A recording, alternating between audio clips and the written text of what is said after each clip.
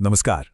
तो चलिए आज बात करते हैं लॉर्ड माउंटबेटन की और भारत के बंटवारे की उस उलझी हुई कहानी की जो एक ही वक्त में आज़ादी की खुशी और बेहिसाब दर्द लेकर आई। ये एक ऐसा सवाल है जो आज भी हमें सोचने पर मजबूर करता है। आखिर कैसे आज़ादी दिलाने का एक महान मिशन इतिहास की सबसे बड़ी त्रासदियों में से एक बन गया? आइए इस गुत्थी को सुलझाने की कोशिश करते हैं। तो इस कहानी के सबसे अहम किरदार हैं लॉर्ड माउंटबेटन, और उस वक्त उन्हें इस नामुमकिन से लगने वाले काम के लिए सबसे काबिल इंसान माना जा रहा था। देखिए, उनका बैकग्राउंड काफी जबरदस्त था। वो रॉयल फैमिली से थे, महारानी विक्टोरिया के परपोते, और वर्ल्ड वॉर 2 में एक बड़े हीरो के तौर पर उभरे थे। मतलब एक ऐसा आदमी जो बड़े और मुश्किल फैसले लेने के लिए जाना जाता था। लेकिन बात सिर्फ उनकी मिलिट्री करियर की नहीं थी, वो रॉयल फैमिली के बिल्कुल अंदर के आदमी थे। सोचिए, किंग जॉर्ज 6 के कजिन और प्रिंस फिलिप के अंकल। इन रिश्तों की वजह से वायसराय के तौर पर उनके हाथ में जबरदस्त ताकत थी। तो जब माउंटबेटन भारत आए तो यहाँ के हालात कैसे थे? आप यूं समझ लीजिए कि 1947 का भारत एक उबलते हुए प्रेशर कुकर जैसा था। आज़ादी की मांग तो जोरों पर थी, लेकिन देश अंदर ही अंदर बुरी तरह से बिखरा हुआ था। और इस बिखराव की सबसे बड़ी वजह थी दो बड़ी पार्टियों के बीच का डेडलॉक।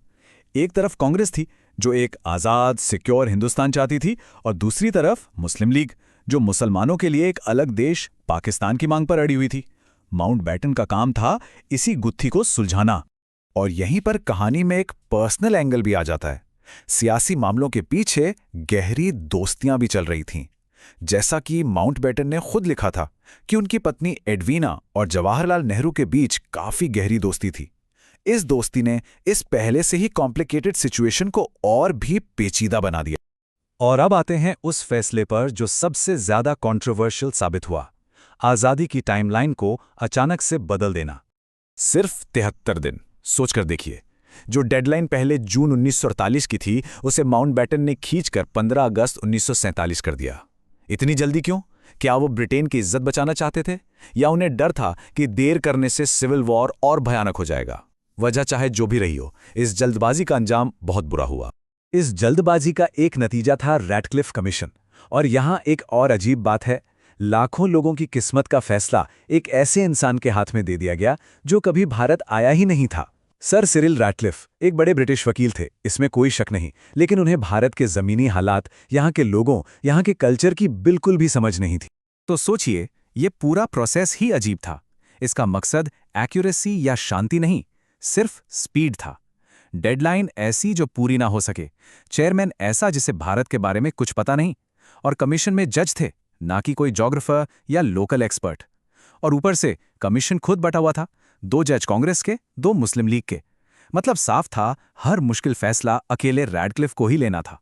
ये तो जैसे तबाही को बुलावा देना था। तो इस जल्दबाजी और इन गलतियों का अंजाम क्या हुआ? खून, आग और ऐसी बर्बादी जिसकी कल्पना भी मुश्किल है। और इसके बाद एक और गलत फैसला लिया गया। बाउंड्री का फाइनल मैप 12 अगस्त को तैयार था, लेकिन माउंटबेटन ने उसे 17 अगस्त तक जारी नहीं किया, आज़ादी के 2 दिन बाद। इसका मतलब ये हुआ कि 15 अगस्त को जब देश आज़ाद हुआ तो लाखों लोगों को ये पता ही नहीं था कि उनका घर हिंदुस्तान में है या पाकिस्तान में। इससे जो कन्फ्यूजन और डर का माहौल बना, उसके बारे में सोचा भी नहीं जा सकता। और अंजाम वो सामने है। ये आंकड़े देखिए, लगभग 10 लाख लोग मारे गए, 1 करोड़ 20 लाख से ज्यादा लोग बेघर हो गए, अपनी ही जमीन पर रेफ्यूजी बन गए। ये इंसानी इतिहास के सबसे दर्दनाक पन्नों में से एक है। एक तरफ नेहरू का ये जज्बा देखिए, अपनी जमीन अपनी मिट्टी से इतना गहरा लगाओ, और दूसरी तरफ बंटवारे की वो कड़वी सच्चाई। इस कोट से उस टूटे हुए सपने का दर्द साफ झलकता है।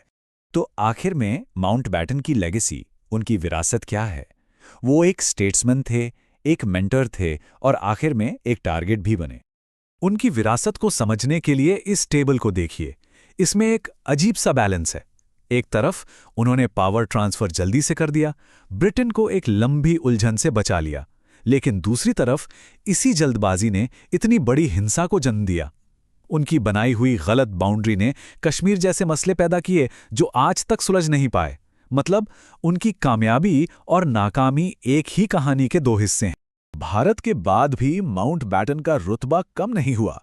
वो ब्रिटेन के टॉप मिलिट्री ऑफिसर बने, chief of the defence staff. Royal family में उनका असर बहुत गहरा था। वो आने वाले किंग चार्ल्स के बहुत करीबी मेंटर थे, उनके ऑनररी ग्रैंडफादर जैसे। यहां तक कि उन्होंने ही 1939 में प्रिंसेस एलिजाबेथ और प्रिंस फिलिप की पहली मुलाकात भी अरेंज करवाई थी। लेकिन उनकी जिंदगी का अंत भी उतना ही अचानक और हिंसा से भरा हुआ था। 27 अगस्त 1979 को आयरलैंड में उनकी फिशिंग बोट पर आईआरए ने एक बम लगा दिया, जिससे उनकी मौत हो गई।